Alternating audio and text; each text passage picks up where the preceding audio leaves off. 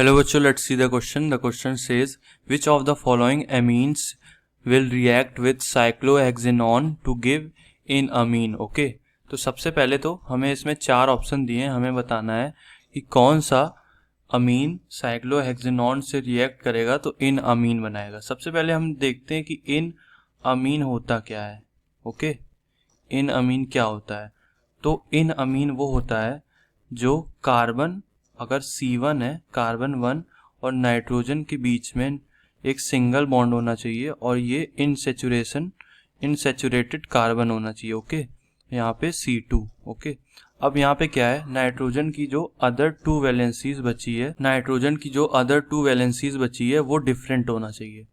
Let's say R1 and R2, और इस C1 carbon की जो वैलेंसी एक बची है वो लेट्स से R3 है, और इसकी जो C2 की जो अदर टू वैलेंसी है वो ले लेते हैं हम R4 एंड R5। तो ये हमारा enamine होता है। तो अभी हमें क्वेश्चन में पूछा है कि साइक्लोहेक्सेनॉन, तो साइक्लोहेक्सेनॉन कुछ ऐसा बनता है। ओके, तो ये हमारा हो गया साइक्लोहेक्सेनॉन। तो ये रिएक्ट करेगा किसी भी एक अमीन के साथ, लेट्स से ABCD हमारे पास जो ऑप्शन है उसके साथ रिएक्ट करेगा, तो ये हमारा बनाएगा enamine। ओके, तो क्वेश्चन में हमें ये पूछा है। तो अभी अगर हम ऑप्शन 1 देखते हैं, ऑप्शन 1 अगर हम देखें तो यहाँ पे हमारे पास दो कार्बन नहीं है। यहाँ पे हमें जैसे क्वेश्चन में दिखाया है कि यहाँ पे जैसे कि enamine के लिए हमको दो कार्बन की ज़रूरत पड़ती है, C1 एंड C2। तो यहाँ पे ऑप्शन ए में सिर्फ एक कार्बन है, तो ये तो नहीं हो पाएगा। ओके, अब अगर हम ऑप्शन बी देखें तो यहाँ पे लेट्स से ये ऑप्शन बी कुछ ऐसा है। ओके, यहाँ पे बना लेते हैं CH2 NH2 lone pair and CH3 okay, तो यहाँ पे हमारा दो कार्बन तो प्रेजेंट है, तो ये हो सकता है। तो अगर इसको हम बनाते हैं, अगर यहाँ पे हम मैकेनिज्म देखें तो वो कुछ ऐसा बनेगा।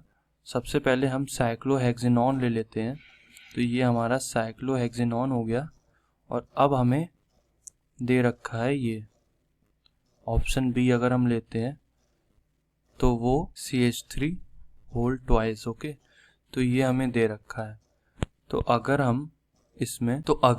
इसमें N के साथ जो दो हाइड्रोजन जुड़े हैं, अगर इसको ऐसे इमेजिन करें, दो हाइड्रोजन जुड़े हैं, एक हाइड्रोजन इसका निकल के O के साथ अगर बॉन्ड बना लेता है तो वो कुछ ऐसा बन जाएगा, राइट, और नाइट्रोजन लग जाएगा कार्बन के साथ, तो ये हमारा OH हो गया।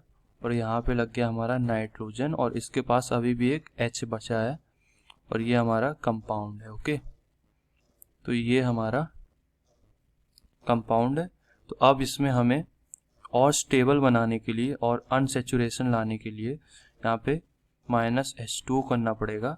तो यहाँ पे OH निकल जाएगा, OH माइनस यहाँ से निकल जाएगा, और इसके नियरेस्ट सबसे ज़्यादा ये वाला हाइड्रोजन है, तो ये भी निकल जाएगा, और यहाँ पे अनसेचुरेशन आ जाएगा। ओके, तो ये कुछ कंपाउंड ऐसा बन जाएगा N। ओके, तो ये हमारा enamine है, क्योंकि इसमें C1 भी है एंड C2 भी है, और अनसेचुरेटेड कार्बन भी है, और नाइट्रोजन एंड कार्बन के बीच में सिंगल बॉन्ड है। तो अपना ऑप्शन बी ऑप्शन करेक्ट हो जाएगा। Okay, hope you understood it well, best of luck.